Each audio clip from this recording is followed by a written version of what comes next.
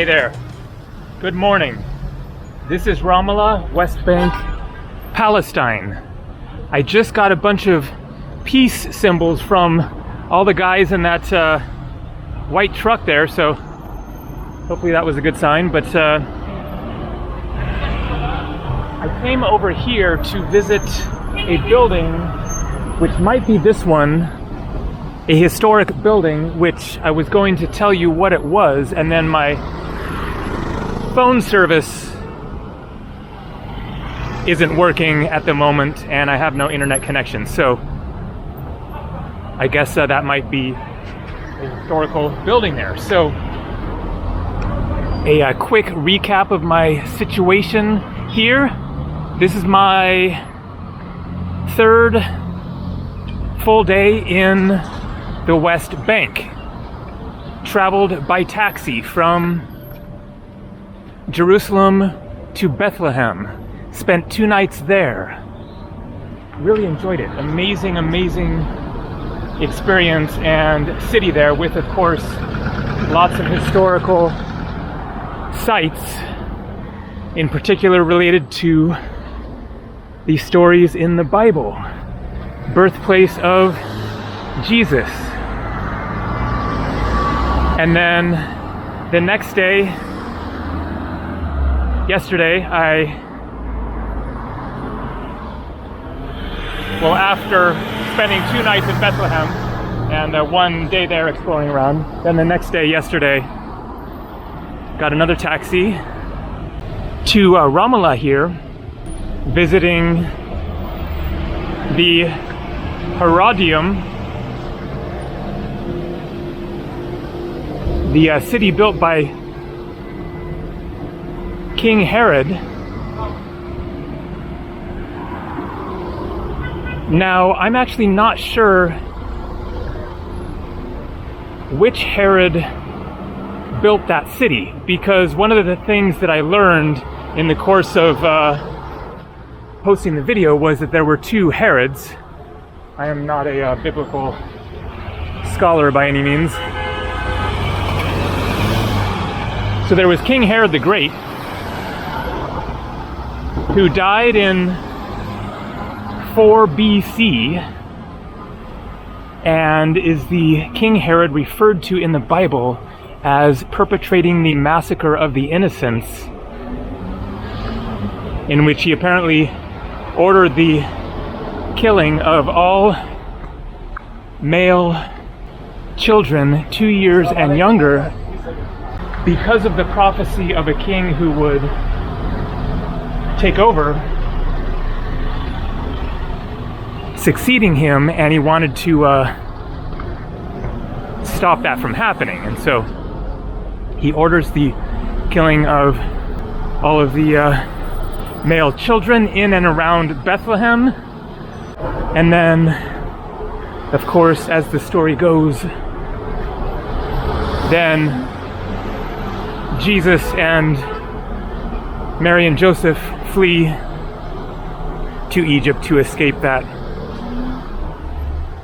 order, and to keep Jesus alive because he is under 2 years old.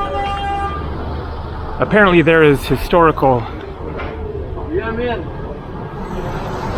doubt about the accuracy of that, but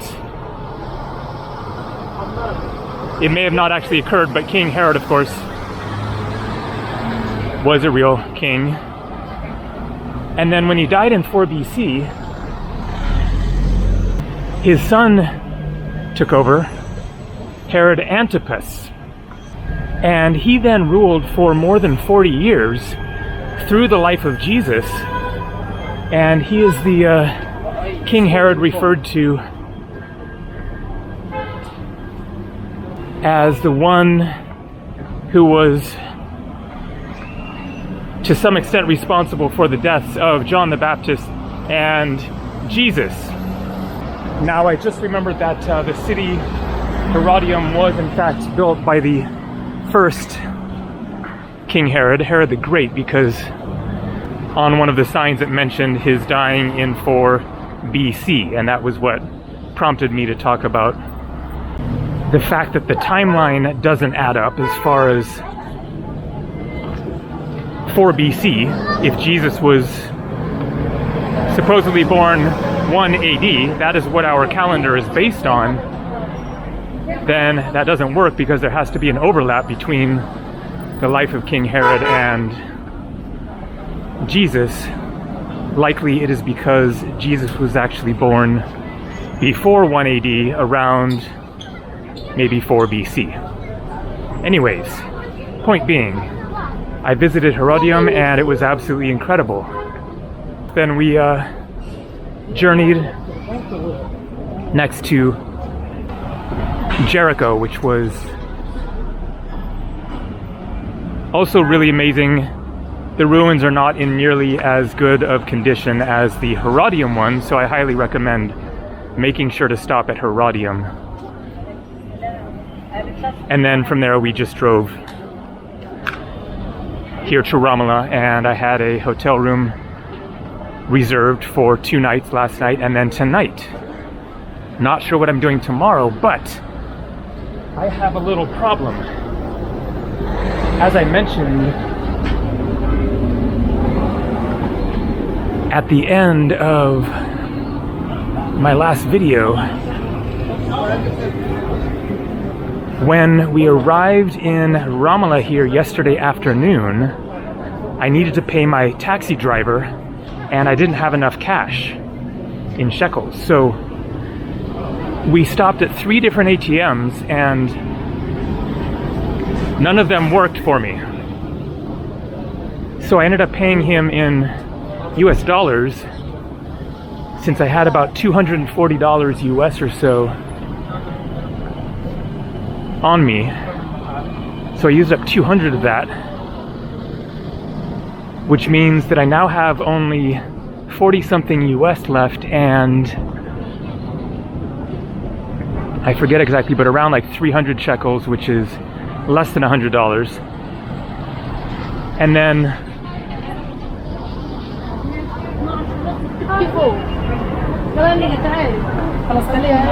right before I started this video, there was an ATM right there. I tried it. It didn't work either. So 4 for 4 not working. It's very likely that the problem is that my card is not going to work here in Palestine. In which case, I don't have enough cash to cover a day trip tomorrow, which is what I really wanted to do, and go to the Dead Sea and some other places.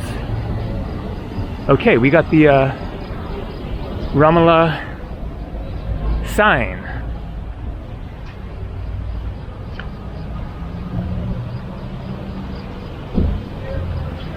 So my mission now, probably after I finish this video, I think that I'm just going to record this one clip. It is very kind of intense filming here. I stand out already, and then with the camera it's another level of getting the stairs and everything. And so I'm just going to record this clip, give you an idea of the city, and then spend the rest of the day working on video editing and relaxing in the air conditioning of my room. Pretty cool, these coffee sellers.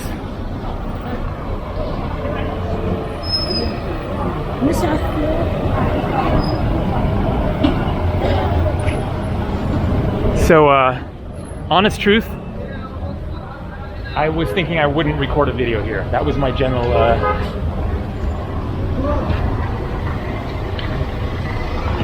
thought earlier. I brought the camera thinking, well, let's just give it a try. And so here we go. But as you can see, it is very, very interesting.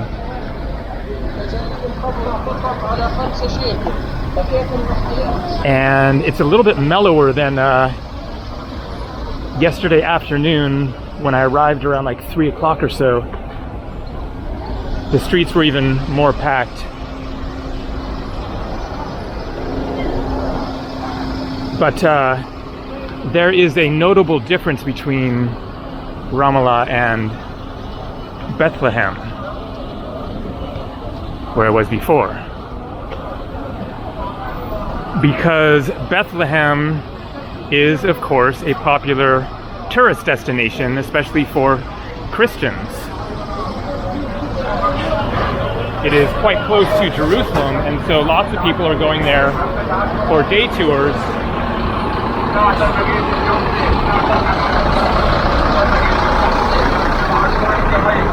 So they're more used to tourists there, and I can feel the difference big time.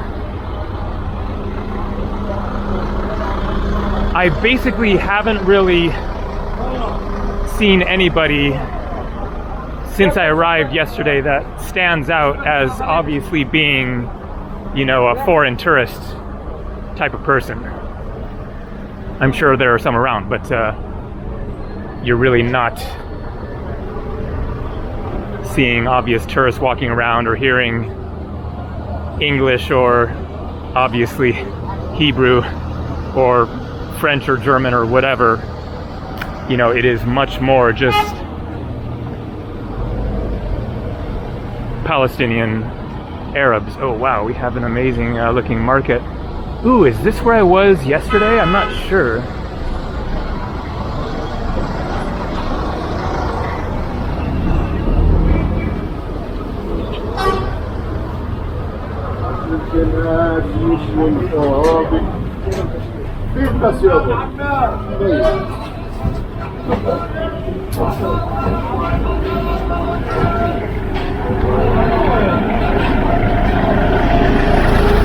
Yes, this is where I was yesterday. I actually wanted to show this market, but I wasn't really sure how to get to it. So this is lucky. Coincidence? My taxi dropped me off like right over here, I think. Hello, salam.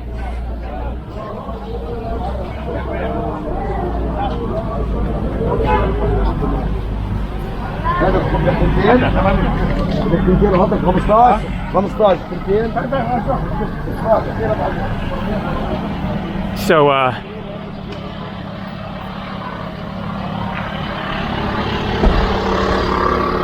I guess my taxi dropped me somewhere right around here because the traffic was so thick it was hard getting through to my hotel, which is just a 10-minute walk away from here. But looks like this could be the place to catch a taxi out of here. Although I will probably just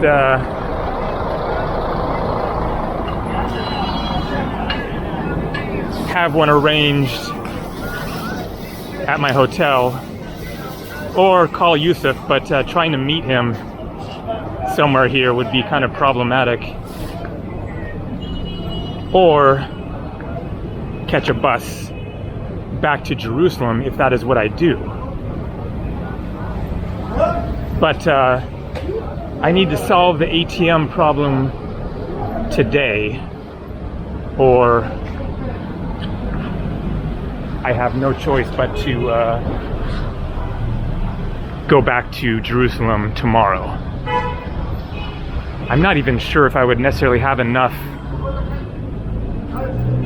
to cover a taxi ride there, in which case it's definitely the bus. Probably, yeah, if I have almost 300 shekels plus 40 bucks and I exchange that, then I should be able to cover a taxi to the border at least. But the ATM situation is not looking good. I mean, I guess that was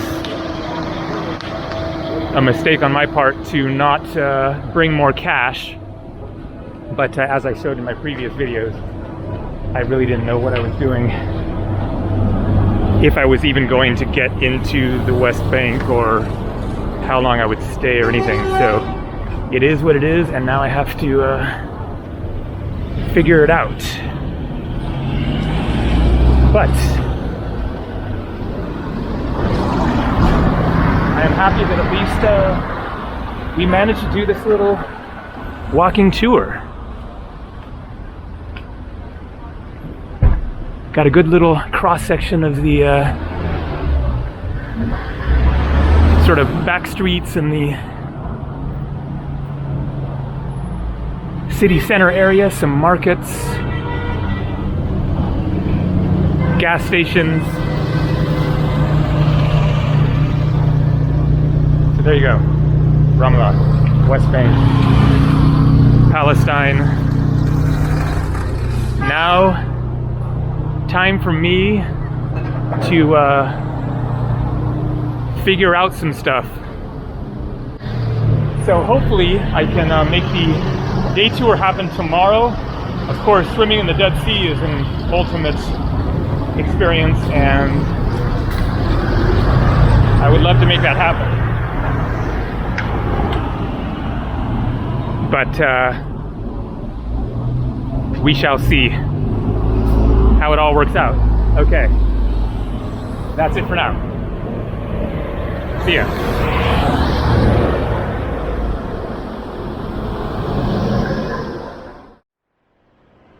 And boom, problem solved. That is 1,000 Israeli shekels.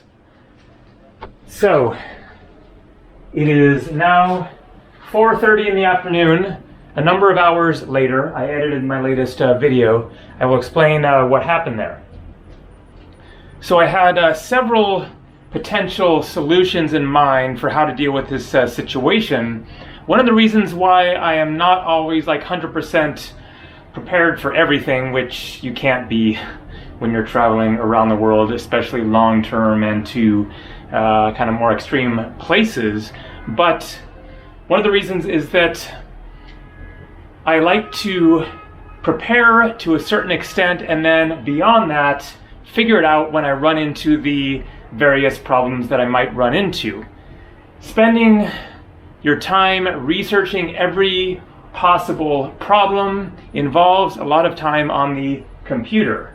As a digital nomad, I already spend a lot of time on the computer. I don't want to spend hours and hours more, which is what it would take to really be prepared for everything that might come up. Literally hours and hours of preparation, research, checking various websites, and then getting lost down rabbit holes, and half the time, or more than half the time, the information isn't exactly accurate. Anyway, so point being, then I count on basically being able to figure things out in the moment when I run into a problem, rather than, sort of figure out the however many different issues that might come up. Wait until the issue comes up, the one issue, instead of all the potential issues, and then deal with that problem. So the problem being my ATM card not working.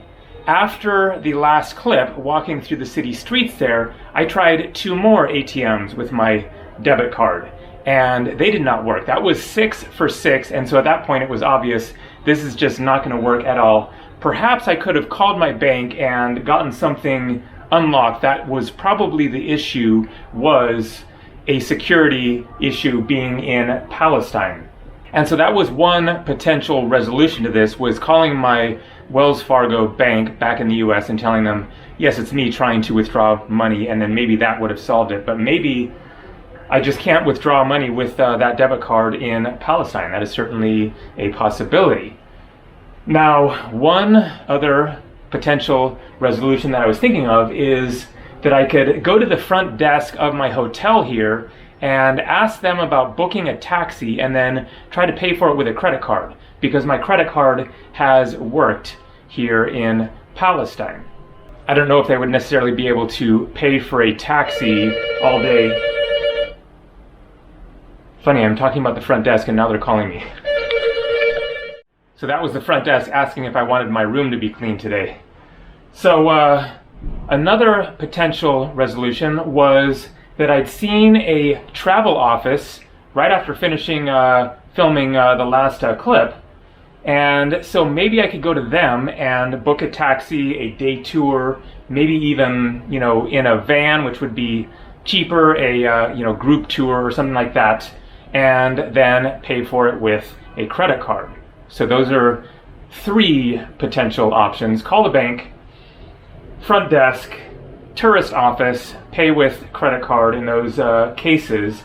But then there was another option, which basically was my best chance, I thought, which was that I have a Canadian bank account. So I am a Canadian citizen, born in Vancouver, worked in Jasper National Park 5 different times. I created a Canadian bank account at TD Bank when I worked in Jasper National Park. There's the Azan wailing there. And then I had withdrawn all my money, and I wasn't sure if that bank account was even open anymore up in Canada. But when I went back to Canada when the pandemic started and stayed there for 6 weeks, kind of waiting out the pandemic, then I opened up another bank account, or maybe reopened my old bank account, something like that, and put cash in it as a backup plan, just to have money in a Canadian bank account. Also, then I can kind of work the exchange rates, and if the Canadian dollar is strong, then withdraw Canadian money, and then if it is weak, then don't touch it and just leave it there, but also just as a backup plan for whatever. So that backup plan came in handy today, which is that I have a Canadian debit card for that bank account, and so I went to one of the ATMs that had rejected my Wells Fargo debit card, and lo and behold, the first one worked.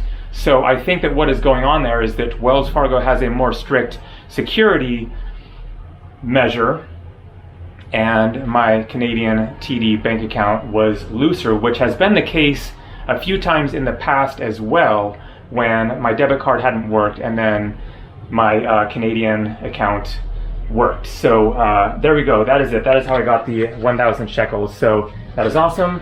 I can relax, figure out my plans. I still don't know what I'm doing yet, whether I'm going to go on a day tour tomorrow or just get back to Jerusalem. Probably just wake up in the morning, see what I feel like, and figure something out. So there you go. That is it for now. Maybe the last video in Palestine, maybe not. We shall see. See ya.